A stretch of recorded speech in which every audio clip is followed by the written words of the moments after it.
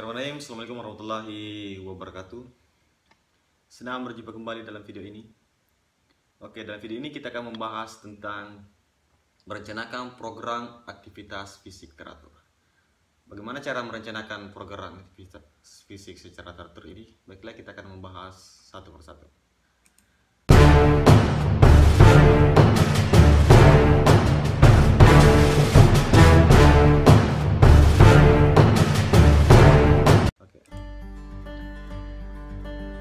Kita bahas di sini dalam melakukan perencanaan fisik secara teratur, yang perlu kita perhatikan yang pertama adalah pola dan kebiasaan makan. Yang kedua adalah frekuensi makanan. Yang ketiga adalah perencanaan aktivitas fisik. Yang keempat adalah menghitung kebutuhan kalori harian tubuh. Dan yang kelima adalah mengatur pola perencanaan istirahat. Oke, baiklah, kita akan membahas tentang yang pertama, yaitu pola dan kebiasaan makan. Pola dan kebiasaan makan adalah cara yang ditempuh seseorang atau kelompok orang untuk memiliki makanan dan mengkonsumsinya sebagai reaksi terhadap pengaruh psikologis, fisiologis, budaya, dan sosial.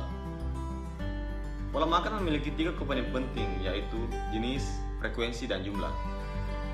Bicara tentang jenis, di Indonesia mengenal pola makanan pokok, lauk hewani, lauk nabati, sayur, dan buah. Sedangkan frekuensi sangat tergantung pada kelompok umur. Khususnya umur di atas 1 tahun, pola frekuensinya yaitu adalah 3 kali makanan utama dan 2 kali makanan selingan. Pola ini berlaku untuk kelompok masyarakat yang sehat. Sedangkan bagi mereka yang mengalami diet khusus, tentu memiliki pola tersendiri. Nah, itu adalah pola dan kebiasaan makan. Selanjutnya adalah yang perlu kita perhatikan adalah zat gizi apa yang terkandung dalam jenis makanan tersebut, sehingga kita dapat mengkonsumsi makanan-makanan tertentu dalam mengalami perencanaan fisik secara teratur ini. Yaitu yang pertama adalah protein. Protein berfungsi sebagai jaringan pengganti jaringan yang rusak, membuat zat penangkis dan menghasilkan tenaga.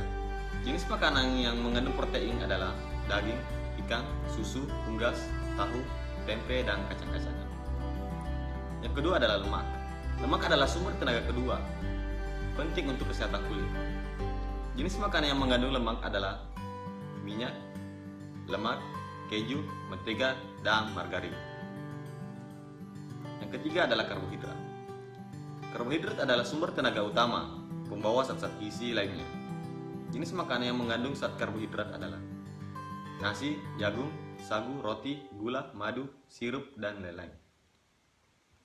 Yang keempat adalah mineral. Mineral mengandung kalsium. Kalsium membentuk tulang dan gigi, pembekuan darah, berfungsi sebagai normal otot, dan syaraf, mencegah kelelahan otot. Jenis makanan yang mengandung kalsium yaitu susu, keju, es krim, ikan yang dimakan dengan tulangnya seperti itu, ikan teri. Yang kedua adalah zat besi. Zat besi berfungsi sebagai protein pembentuk darah yang diperlukan sebagai pembawa zat asam atau O2 di dalam darah. Jenis makanan yang mengandung zat besi adalah hati, daging, telur, dan sayuran hijau. Yang kelima adalah air. Air berfungsi sebagai menjaga keseimbangan tubuh, mengandung zat-zat kotoran, membuang zat-zat kotoran, mengukur suhu tubuh atau keringat. Selanjutnya adalah vitamin. Vitamin ini terbagi dari beberapa jenis vitamin. Vitamin yang pertama adalah vitamin A. Vitamin A berfungsi sebagai penyegar sehat kulit,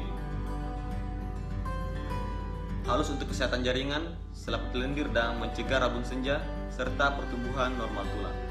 Jenis makanan yang mengandung vitamin A adalah hati, sayuran hijau, buah-buahan warna merah dan kuning, susu, keju, dan es krim. Vitamin selanjutnya adalah vitamin B1 atau vitamin thiamine. Vitamin ini berfungsi sebagai penambah nafsu makan, kesehatan jaringan saraf, penting dalam pembakaran hidrat arang. Jenis makanan yang mengandung B1 adalah daging, ikan, unggas, telur, susu, beras, tumbuh, serta padi-padian lainnya. Yang kedua adalah vitamin B2 atau riboflavin. Riboflavin berfungsi sebagai membentuk sel dalam makanan zat asam, membuat kulit sehat dan halus, terutama di sekitar mulut dan hidung. Jenis makanan yang mengandung riboflavin adalah susu, keju, es krim, daging, hati, ikan, telur, dan unggas. Selanjutnya adalah vitamin B6, B12, dan asam folat. Vitamin B6, B12, dan asam folat berfungsi sebagai mencerah kurang darah, membantu getah pencernaan serta sistem biokimiawi tubuh. Jenis makanan yang mengandung vitamin B6 yaitu daging, kentang, sayuran hijau tua, padi-padian, dan kacang-kacangan. Jenis makanan yang mengandung vitamin B12 adalah susu, keju, telur, daging. Yang mengandung asam fosfat yaitu sayuran hijau, padi-padian, dan kacang-kacangan. Oke, vitamin selanjutnya adalah vitamin C. Vitamin C berfungsi sebagai kekuatan di pembuluh darah, mencegah infeksi, kelelahan, mempercepat penyembuhan luka atau patah tulang. Jenis makanan yang mengandung vitamin C ini adalah sayur-sayuran dan buah-buahan segar. Selanjutnya adalah vitamin D. Vitamin D berfungsi sebagai penyegar zat kapur dan fosfor di saluran pencernaan serta pengaturan penempatan di tulang. Jenis makanan yang mengandung vitamin D ini adalah susu, minyak ikan, sinar ultraviolet pada kulit yang non makanan. Nah, itu adalah jenis-jenis makanan yang mengandung zat-zat gizi tertentu. Jadi, jika ingin memakan makanan yang mengandung zat-zat yang dibutuhkan oleh tubuh Anda, maka Anda harus memperhatikan zat apa saja yang terkandung dalam makanan itu. Oke, yang selanjutnya adalah frekuensi makanan. Frekuensi makan adalah jumlah makanan dalam setiap sehari-hari, baik kualitatif dan kuantitatif. Secara alamiah, makanan diolah oleh tubuh melalui alat-alat pencernaan, mulai dari mulut sampai usus halus. Lama makanan dalam lambung tergantung sifat dan jenis makanan. Jika rata-rata umum lambung kosong antara 3-4 jam, oleh karena itu pembagian jam makanan tetap adalah yang pertama, pada jam 4 pagi sampai jam 12, lambung bekerja untuk membuang kotoran. Oleh karena itu, jam-jam ini yang paling baik makan makanan yang berserat seperti jus buah atau makanan yang dapat membantu proses pengeluaran makanan. Yang kedua adalah pada jam 12 sampai jam 20 adalah saat di mana tubuh kita menyerap makanan dengan baik. Oleh karena itu, sangat baik jika mengkonsumsi makanan yang kaya akan protein, vitamin, dan makanan bergizi lainnya. Bahkan karbohidrat seimbang dianjurkan untuk dikonsumsi pada jam-jam ini. Yang ketiga adalah jam 20 sampai jam 4.00 adalah waktu di mana tubuh mencerna makanan. Oleh karena itu, jam-jam ini jangan memperberat kerja lambung dan makan makanan yang berkarbohidrat tinggi. Jadi, pada jam-jam ini, konsumsilah makanan yang mengenyangkan, yang bernutrisi dan rendah gula. Nah, itu adalah frekuensi dari makanan sendiri. Jadi, jika Anda ingin konsumsi makanan-makanan tertentu, maka lihatlah dari jam-jam tertentu pula. Oke, selanjutnya adalah perencanaan aktivitas fisik atau olahraga. Dalam merencanakan aktivitas fisik ini atau olahraga, kita menggunakan metode yang namanya metode FIT, frekuensi, intensitas, time, dan tipe. Bagaimana metode ini? Mari kita bahas. Oke, yang pertama adalah frekuensi. Frekuensi aktivitas jasmani atau olahraga yang tepat adalah 3 hingga 5 kali setiap minggu. Yang kedua adalah intensitas dari setiap latihan, yaitu 60-80% dari denyut nadi maksimal. Menghitung denyut nadi maksimal adalah 220 dikurang usia.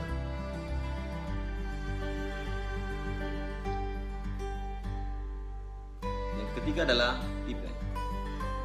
Tipe aktivitas fisik terbagi berdasarkan intensitas dan yang dibutuhkan atau tidaknya keterampilan. Seperti jika tipenya tidak membutuhkan keterampilan, contohnya adalah jogging, sepeda, dan sejenisnya. Oke, jadi yang terakhir adalah waktu atau time. Waktu idealnya yang dilakukan pada saat melakukan olahraga yaitu 25 sampai 45 menit tanpa henti. Nah, itu adalah metode yang digunakan, yaitu metode FIT. Jika Anda ingin memprogramkan perencanaan aktivitas fisik, maka dianjurkan menggunakan metode FIT. Frekuensi, intensitas, time, dan tipe.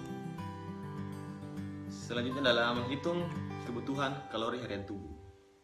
Oke, menghitung kebutuhan kalori harian tubuh ini sangat penting dan dianjurkan agar jumlah makanan yang Anda konsumsi seimbang dengan jumlah olahraga yang Anda lakukan. Oke, bagaimana cara? Pola makanan dapat diatur sesuai dengan kebutuhan tubuh. Oleh karena itu, diperlukan cara untuk menghitung asupan kalori ke dalam tubuh agar efektif digunakan sebagai energi penggerak tubuh. Penghitungan kebutuhan kalori dapat dilakukan dengan cara sebagai berikut. Hitunglah angka metabolisme basal atau AMB dengan rumus AMB sama dengan 0,9 kcal dikali berat badan dalam satuan kilogram dikali 24 jam. Itulah kebutuhan energi harian, yaitu dengan mengalihkan AMB dengan variabel dari aktivitas fisik yang dilakukan. Aktivitas dan variabel yang dilakukan adalah sebagai berikut, yaitu aktivitas fisik yang ringan yaitu 1,55,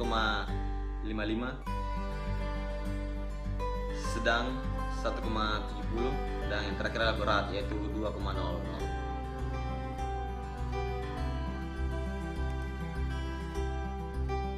Yang terakhir adalah mengatur pola perencanaan istirahat. Oke, jadi pada saat mengatur pola perencanaan istirahat di sini dianjurkan untuk membuat tabel perencanaan dari setiap harinya, mulai dari bangun tidur sampai tidur kembali. Jadi ini adalah contoh dari perencanaan mulai dari tidur sampai tidur kembali, yaitu seperti pada pukul 21.00 sampai jam 4.30 tidur malam dan bangun tidur. Jam 4.30 sampai jam 5.00 mandi pagi. Jam 5.00 sampai jam 5.15 sholat subuh. Jam 5.15 sampai jam 8.30 membantu ibu. Jam 8.30 sampai 9.30 belajar. 9.30 sampai 10.30 nonton TV. 10.30 sampai 11.15 mandi, makan dan berangkat ke sekolah. 11.15 sampai 11.00 sekolah dan pulang sekolah. 11.00 sampai jam 17 mandi dan sholat maghrib.